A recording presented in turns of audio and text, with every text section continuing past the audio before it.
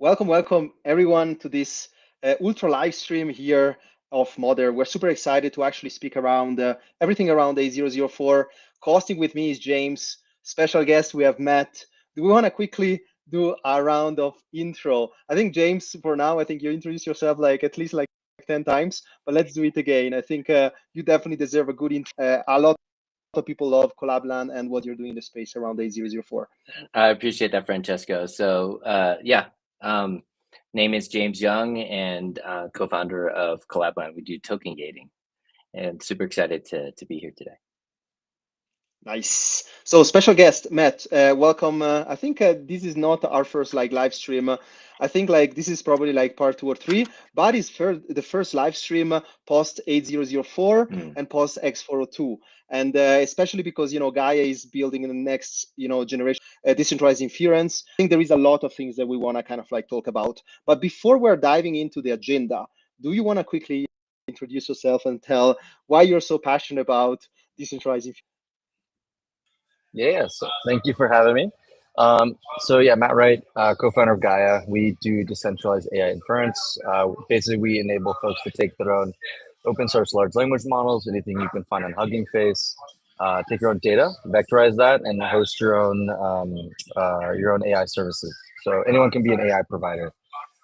For me, I started my career in open innovation within corporates and institutions. Did hackathons and accelerators all around the world, and I worked with JP Morgan on Quorum, open source fork of Ethereum, and then worked with Francesco at Consensus, building the future internet of value across our dev and product teams, building out a lot of DevRel functions, and then co-founded Gaia around 2024. We now have 700,000 nodes on our network. You can go to GitHub and run your own inference service. We also have about 100 or so integrations with Web3 protocols. We also have one we just announced. We did it a few weeks ago, but you can now use X402 with your Gaia node. And so we see this world where anyone can be their own AI business. And if agents are the largest consumer of the future internet, they can now pay seamlessly and autonomously with open protocols.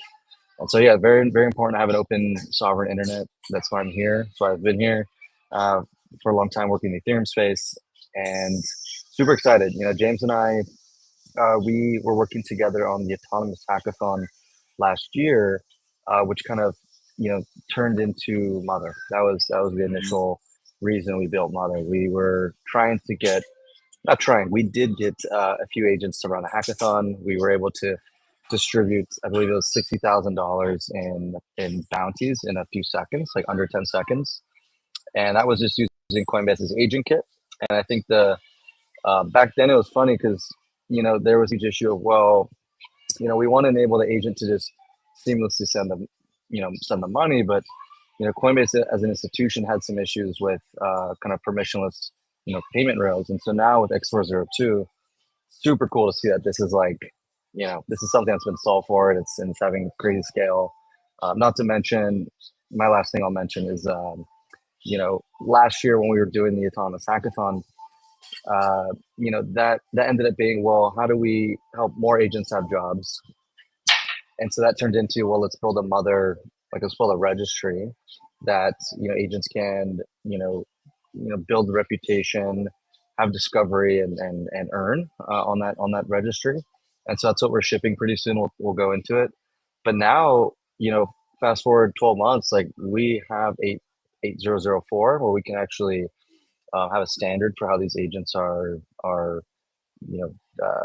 interacted with on this registry. We have open protocols we have in the Web2 space like A2A, AP2, MCP, and with all these things combined, all these open protocols, agents can now not just have their own sovereign identity and inherit more of that identity, but they can also do functional utility like payments without having a human in the loop. So very exciting times. I think it's not stated enough. Super exciting. Yeah, I would like to add. I mean, I would like to add real quick. Matt and I have been looking at this and working on this for quite a while now. And when we started, MCP, A to A, AP2, X402 did not exist. And we had to like put all of that together. 8004 didn't exist.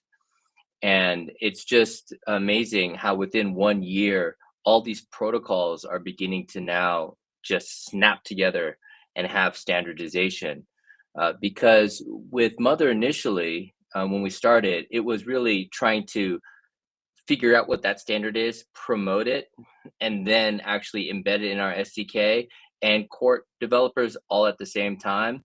And so I think with all the standardization, MCP, A to A, AP2, X402, and 8004 has really, you'll see that standardization coming in from like Ethereum Foundation, Coinbase, Google, Anthropic. That is now a shelling point that Mother doesn't have to also get momentum on. So I think for me, we'll see this really interesting Cambrian explosion now. And it's going to be really interesting because we've had these concepts, but now they're very quickly have become standard. So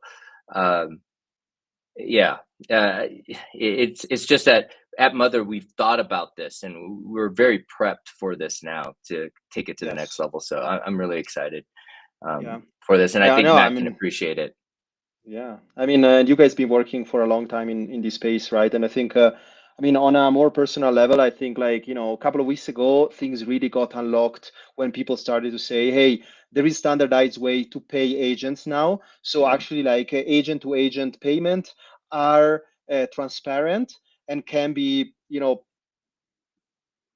can we actually finally be in a and especially because I think agentic economy are not free, right? Agents need to get paid and need to be a service to service basis. So I think we are not derailing here, right? I think this is a great conversation where we're gonna, I think like we have a little bit like less than 30 minutes. I think the idea here was structuring this discussion in three main pillars, right? Obviously, we wanna talk a bit around the decentralized inference infra for agents on the Gaia side. I think, Matt, you have tons of also make us understanding from the history to now and how things changed. Then the second big part, obviously, is A004. We chatted with Marco. We have something lined up with also Davide that we speak a bit about the registry standards and the Gaia implementation, and we can also tie up the Mother side. And then obviously the third big pillar is X402 for payments and what you mentioned before, Matt, on the Gaia implementation. Okay, let's dive in. So decentralized inference for agents, right? How was it? How it started? How is developing? How things are looking like on the Gaia side, Matt? Yeah, so on the Gaia side, we are enabling for folks to deploy their knowledge bases. That's square one. That's the initial kernel of deploying your own Gaia node. The the blocker last year was folks understanding the difference between an agent and inference and all the other layers of building in the AI space. And so I think the community has definitely come on board. They understand now what tools they're using, what kind of models they're using, what are the limitations.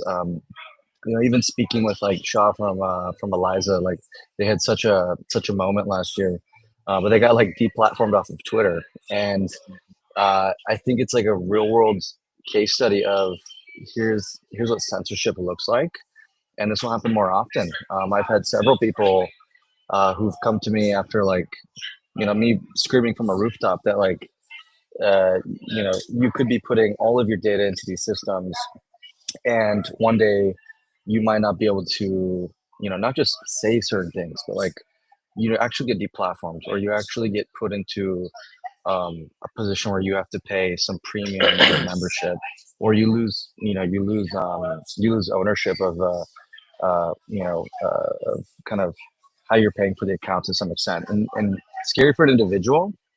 It's very scary for a business or for like a country, anyone that's putting loads of data into these systems. And yeah, someone has kind of let's say like community oriented, like an Eliza, like them getting deplatformed as an agent builder is just the first step. Like imagine when you have larger companies that happen to. It's gonna be more of an issue. So I think we're now seeing people wake up a bit to the fact that running your own AI services makes a lot of sense, whether it's performance, privacy, economics. Like, if you want to run your own AI business, you need to make sure you're not, making pennies on a dollar, and that all the money's going to like an open AI, for example. And so we're onboarding more of those knowledge providers so that they can become their own businesses. So that's like the big lift that we're doing on a daily basis. We're also building some really cool products that showcase some of the most demand of inference. So when you talk to chains, you talk to wallets, you talk to anyone in the Web3 space that deals with um, high velocity of users. The biggest use cases are finance and DeFi. And so right now we're really trying to focus on these knowledge bases that are DeFi oriented or finance focused. Right now we're building an agent prediction market where you can essentially bet on the financial KPIs of an agent. But to do that, you need to make sure that the agent's trusted. It's kind of like you're betting on horse races. You need to make sure there's not like a human in a horse suit. And so it's a weird metaphor, but with like 8004, and all these other open protocols, we can actually start to build that trust. And we're also building that infrastructure in house with Eigenlayer. So we have the Gaia AVS will be, validating these knowledge bases, so that if you are, let's say, an agent who's interacting with an open API endpoint, that is now your access to the LLM. One, you need to pay for that service, but two, you need to know that API is trusted and that it's going to provide to you what it says it's going to provide. And so we're leveraging the trust of Ethereum via staking and consensus, statistical consensus, in a lightweight format to just ensure that that node's actually going to provide kind of the infrastructure you need or the service you need. So there's a lot of there's a lot of infrastructure we're doing on the node and network side, and then there's these cool apps that we're using to drive demand. But I think high level, like we're seeing a lot of kind of churn in not just interest but understanding of how all this stuff works. So for us, it's a lot easier to work inside the market than it was like 12 months ago, even 6 months ago. Yeah, I think Matt, you bring up some great points with regarding just practical examples of getting deplatformed, and we all understand the power of decentralization, and it's the only way to combat it. And applying that to AI, if we're going to give AI our data, I would say it's like, how do we make sure that things are not rigged? We're creating an unriggable system, and actually, your human in a horse suit analogy is really what retail is right now, and everyone else is a jockey on a horse. But you think that you're running the same race, and you're not. So I think that's a really interesting take here. So yeah, it's I think values align in terms of what we're doing.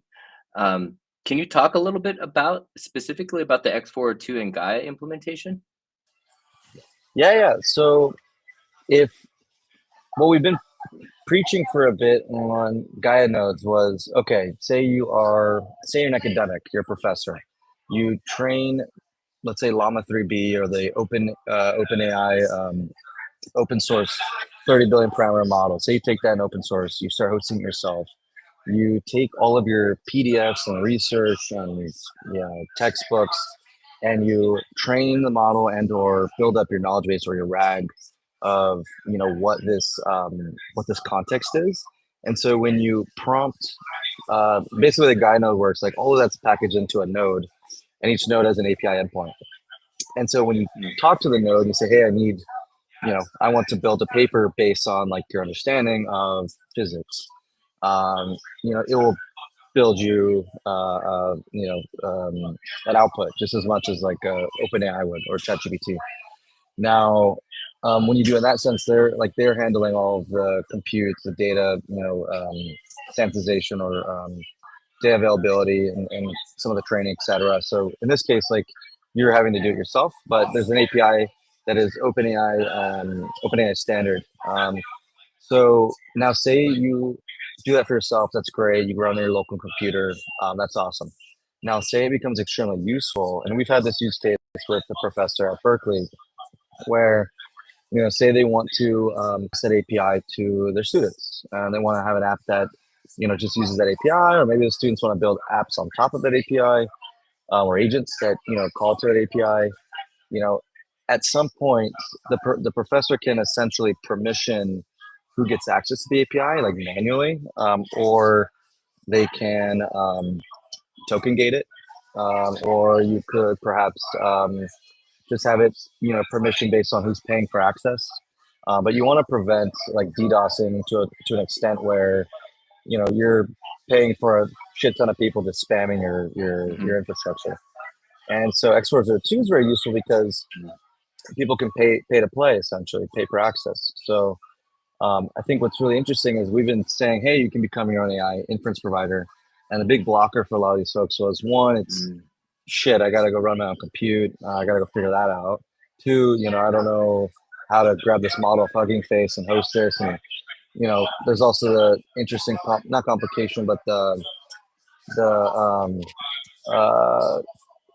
what's the word I'm looking for? There's the design pattern where you need to use multiple nodes, perhaps like a multi-agent system. If you're doing heavy kind of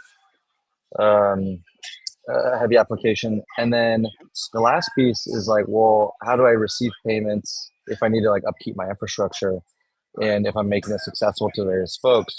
And that piece was actually a major headache that we were trying to think through the last year. And we figured, well, let's just have people onboard at least their knowledge bases, and then over time they can figure out how to charge people. But this came out of nowhere, and so I really think what it enables is it's almost like a Stripe for agents.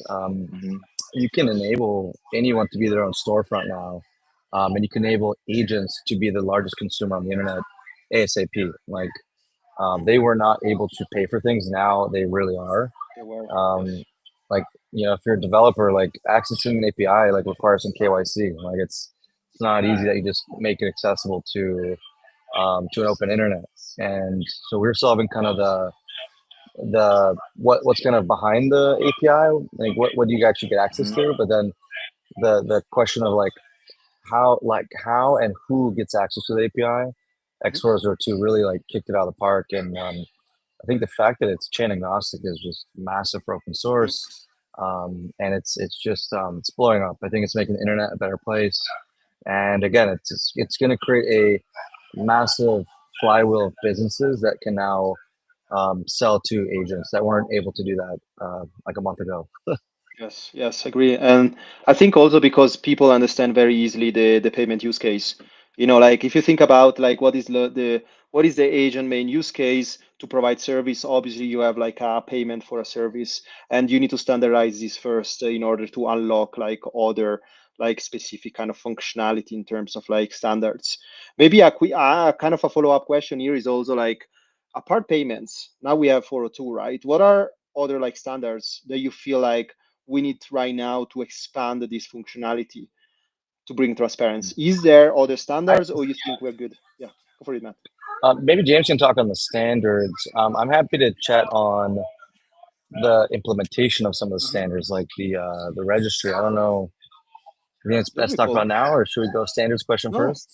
Yeah, okay. Let's do it. Okay. As you want. Okay. James, yeah. So yeah, what we've been building at Mother, and I'm sure folks are like, hey guys, when the hell are you shipping this thing? Thanks for being patient. We've these open protocols to exist. Mother really is an implementation of all of these open protocols, and so it's we were trying to build this stuff in house.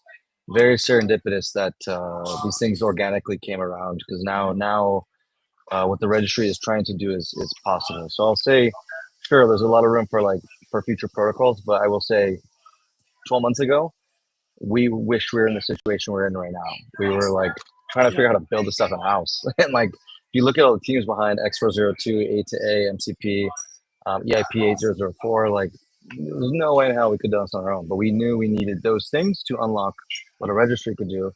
And what the registry is doing is essentially, you have all these agents. You have agents that are deployed from various frameworks, whether it's Eliza, Recall, Giza, Coinbase's Agent Kit, Collaborline's Agent Kit. We even have like our node itself is essentially an agent, it's taking the LLM and enabling for agentic functionality, but it's not like taking in intents essentially. But we even have like a bunch of frameworks in Web 2.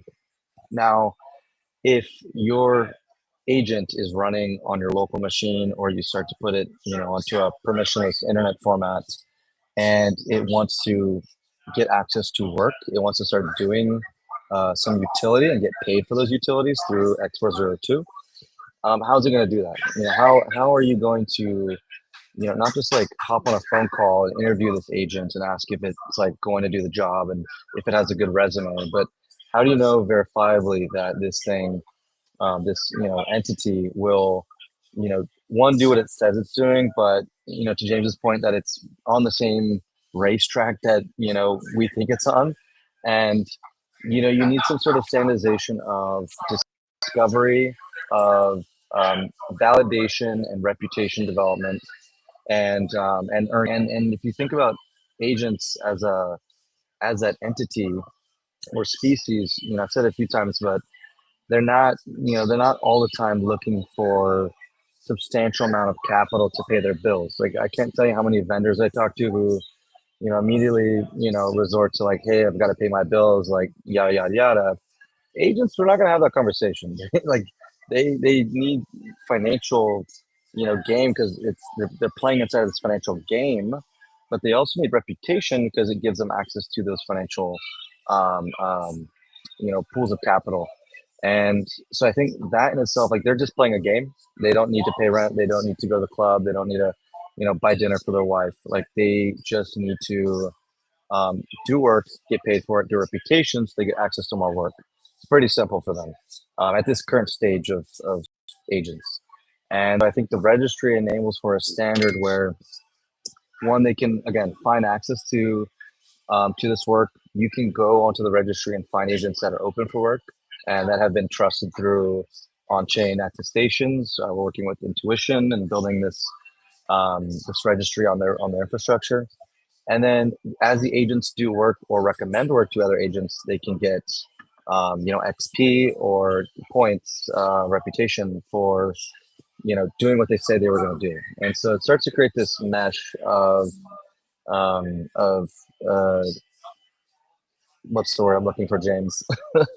Like, identity, I guess. Track record. Yeah. It's trust. It really is trust. It's trust. It's digital trust, and agents don't have the ability to, again, go to a bar, drink till 2 a.m. with some guy or girl, and like, build that kind of trust that we have in human culture.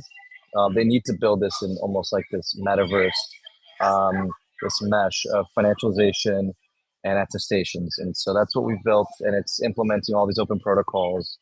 And we could not have done it without the work of these projects. So it's exciting to see it finally launch.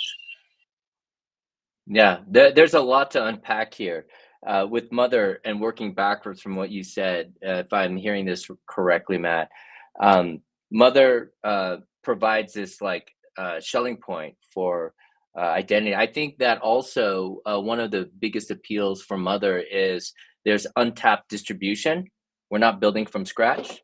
So we have thousands of Collabland communities that have already deployed the Collabland bot or agent that could actually look to this registry to hire credible agents. And then we have the 700,000 nodes as well on the Gaia side. So when we think about the registry for 8004, one of the aspects is the distribution potential that we have to unlock. And as now, a fourth town founder, when you build a startup, you think, oh, I'll build a product and the people will come, which is the fallacy. I've learned that hard lesson.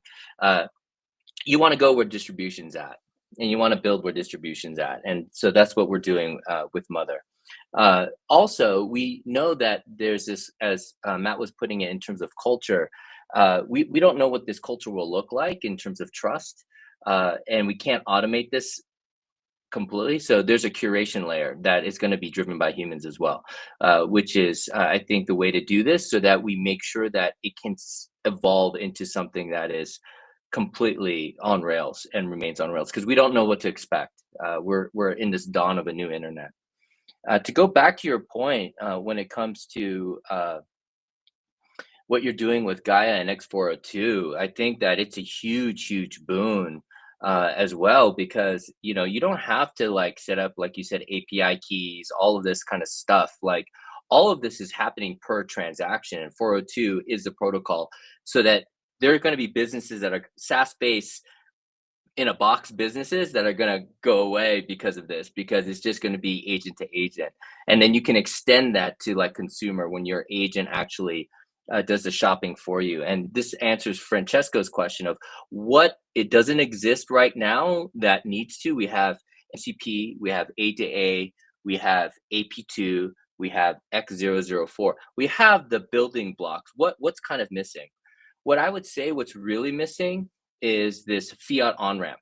But I think that backdoor to that could be through AP2, because PayPal, Venmo, banks are now allowing that to happen. And so you're paying your agent. You don't know what your agent is doing. And this is where the agent quickly converts to a stable. Now that agent via X402 could actually interact in the example that Matt was saying in terms of agent to agent interaction, which he's also being able to implement through the X402 standard. So I haven't seen many examples of AP2 where crypto is then converted silently behind the scenes. But I think once you solve that on-ramp, it's all systems go. A good point, James. I think also to closing the cycle, speaking about the distribution side, I think the on-ramping and the off-ramping side will be interesting, because probably people don't want to even touch the agent side. They just want to kind of maybe even on-ramp, maybe even like fiat or something, have the service been done by the multi-agent economy, and then having a straight. I mean, the question is if this service will be provided by the Stripe of the future that has merchant connection, that has the merchant distribution directly.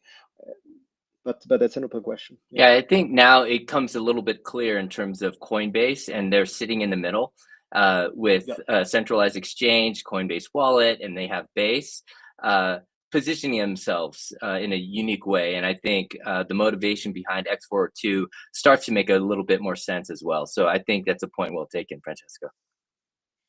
Sounds good. Sounds good. And I think like we have a couple of minutes left. I think we can move to our third part. I mean, the X402 and the Gaia implementation. Matt, you want to kind of like talk a bit on the implementation side?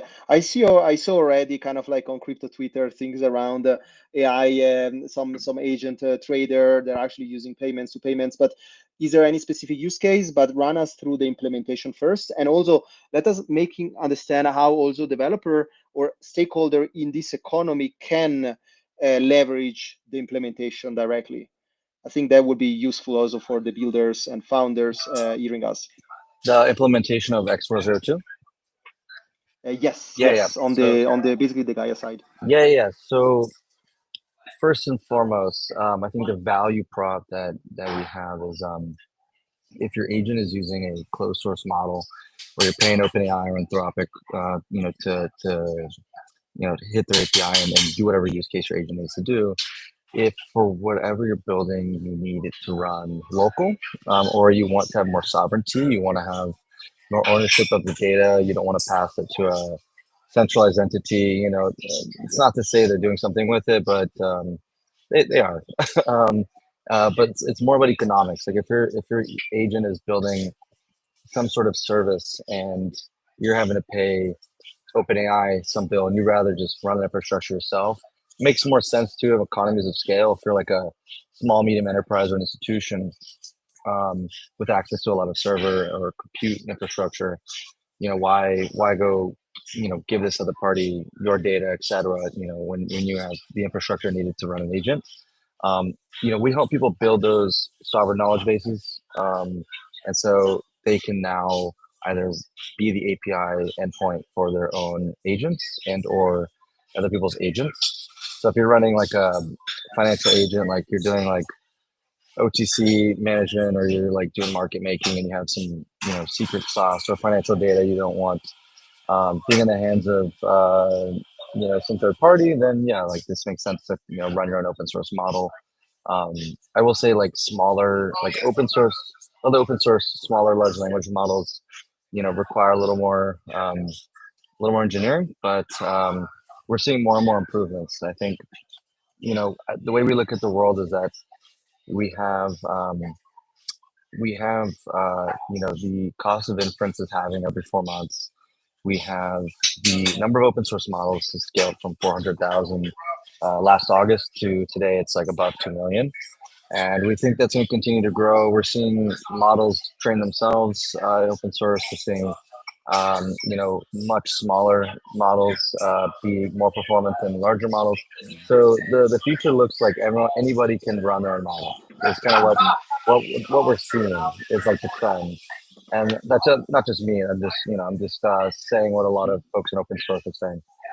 And so if that's the case, then we want them to run their own infrastructure. That's what Gaia enables, really. And so if you want to run your own, let's say you're building a DeFi agent and you want that brain to be kind of under your infrastructure, but then you also want people to pay for it. That's kind of where X402 comes into play. You also could, like, if the agent is doing any trading with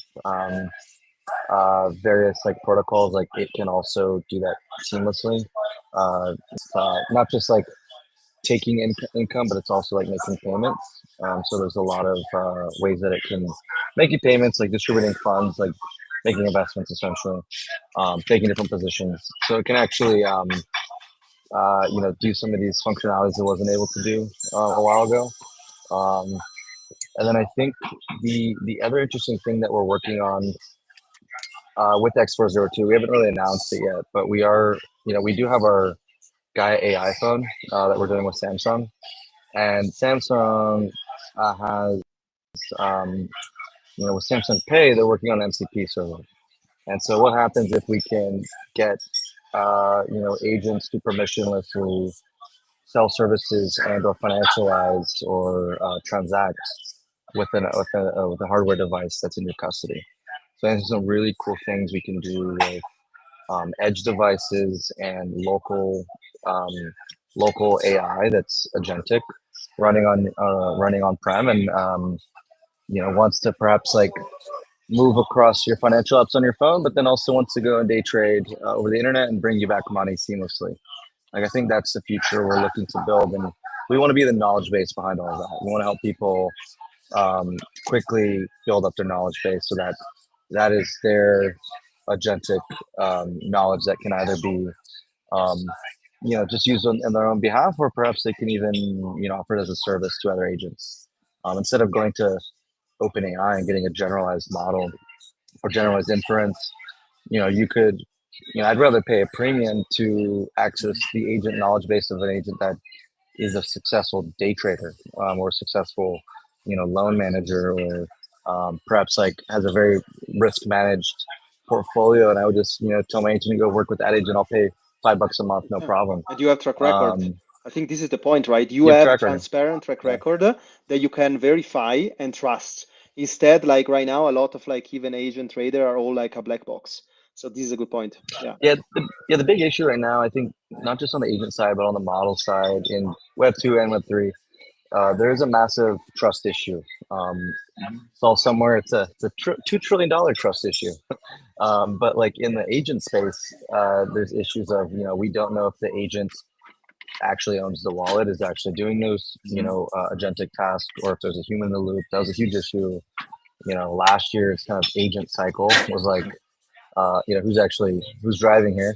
And then there's also the issue of, is this agent going to actually do these things that it says it's doing? So a lot of the data is like self-reported. A lot of folks are still hosting their own models or agents. So it's hard to tell really like if that's the true performance. And then in the model space, we have really cool projects like Alpha Arena, like N of 1, that has been kicking ass like over the past week, and Recall, where we're seeing these agent model and kind of races where we're giving agents capital and having them go trade, and that it's a great way to bring markets um, into intelligence markets. Like we can basically create intelligence markets and consensus around intelligence markets versus like self-reporting, benchmarks, peer reviews. Like these are all human coordinated processes. Whereas like if we want to really showcase how intelligent something is, it should be done with open markets. And so I think there's like some really cool things that we can look forward to there. But yeah, trust is the biggest issue. There's still a human in the loop in so many areas in our space still. Yeah, no, this is a lot to unpack.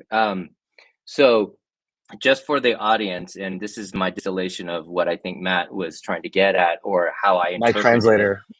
Yeah, well, I'm trying to process this. So what you're saying, kind of what you started with, was like these open source models are getting smaller, right? So just to set context, this analogy is very rough. The pre-training and the models that you use are kind of like the DNA. And now you can compact the DNA a lot tighter now, right? And so the idea is there's your DNA, but then when you're born, you might be whatever animal, let's say, the DNA of a bird, of a tiger, of an elephant. They're very different. That's their pre-training. It's their DNA. The inference comes in as your working memory. And what these bigger models are trying to do is match the DNA and own your working memory. What Gaia does is it allows you to own your own working memory, right? And so now what Gaia is saying and what you're saying, Matt, overall is like these models are getting smaller and smaller. And it makes sense why you want Gaia to be on the home screen of some phones, because now you're going to be able to run it on a phone and then be able to be the AWS of inference as it scales. And you have all these standards and payments all figured out. And so this is a big opportunity. What you're saying, unlocking a $2 trillion potential market. So it totally makes sense. And I kind of understand where you're going with this and the vision for Gaia, if I understand that kind of broad strokes. Appreciate you. Yes, clearly. It's kind of like if you see the way we see it is like we speak to the like speaking to several like knowledge builders and sorry model builders, and we all kind of see this future where like there's going to obviously be more folks running stuff at home and on edge devices, and they're going to slowly pull away from these bigger inference providers or just like AI providers like an OpenAI or Anthropic.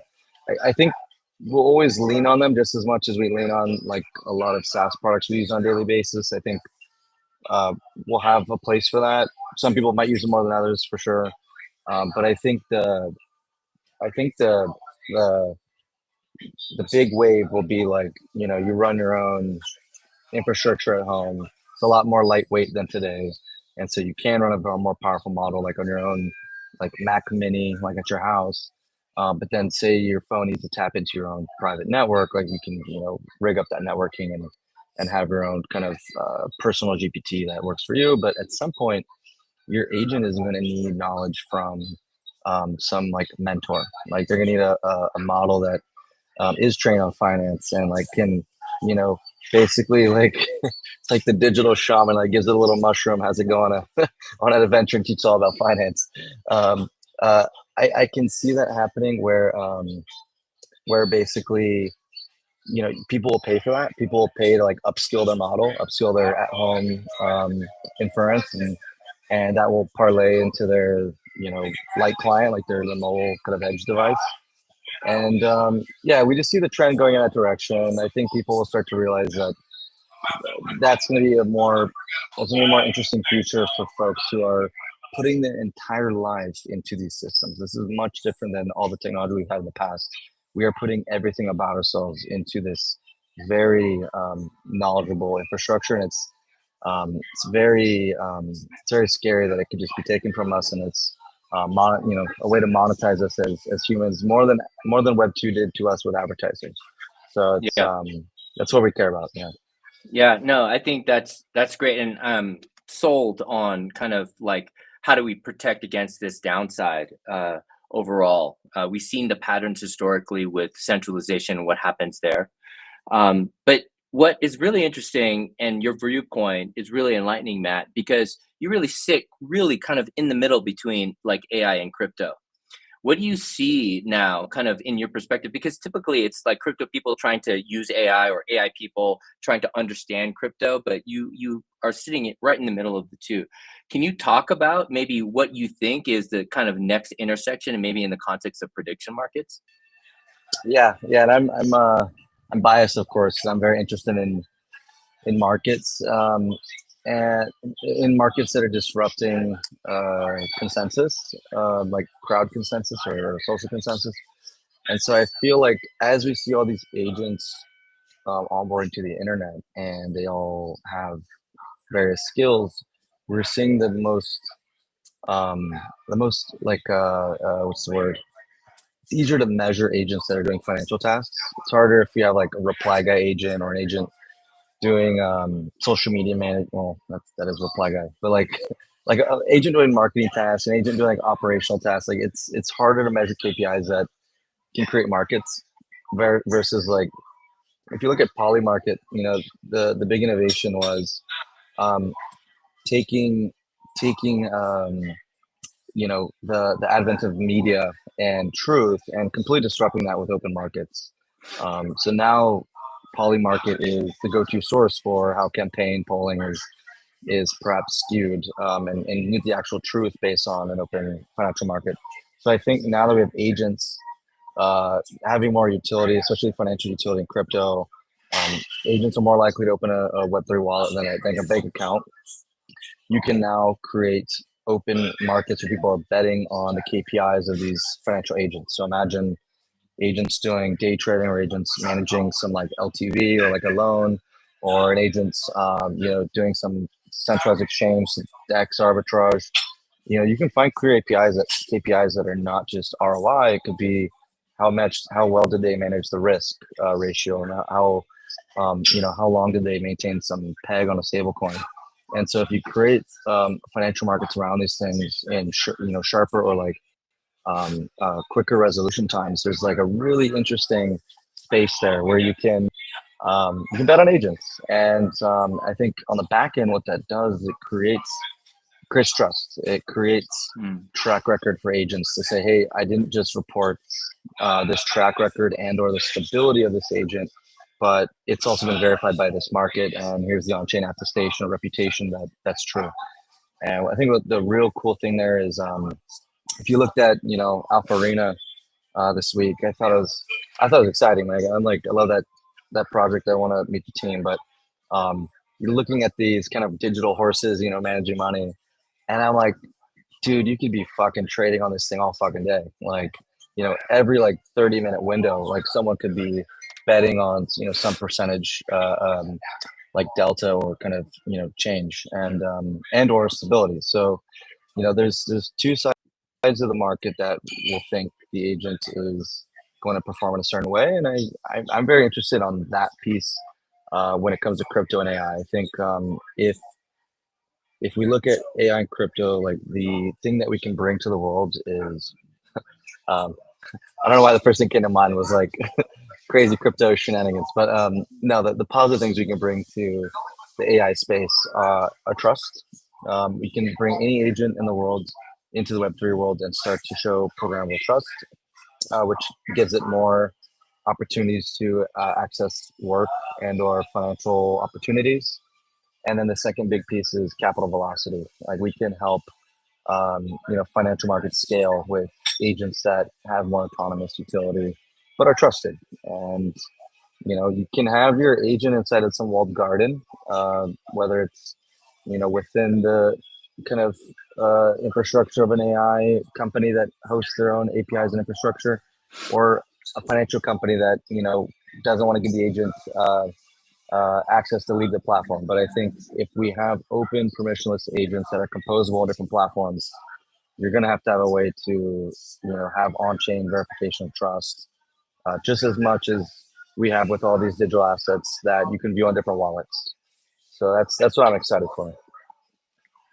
Look, Matt, James, I think this discussion was super useful. We dive deep into different angles. I'm excited about the decentralized inference. Obviously, like, you know, also the advantage to actually leverage decentralized inference for 402 agents. I think there is definitely adoption and distribution that not just started, but is continuing by 8004 adoption. We see more dApps adopting. I'm excited about the registry. There is a lot of things that we could unpack in a part 2 live stream. Yeah. But again, thanks so much for your time, Matt. It's always a pleasure to have you here on the stream, and James for hosting this and asking always the right questions. No, thank you, So, Francesco, both of for you. leading this. Yeah, it's been great. Awesome. Thank you, So sir. much, everyone. And if you're building a space, always reach out. Our door always open. And to all the builders out there, keep building. A004 is just starting, and 402 is a great follow up. Thanks, everyone.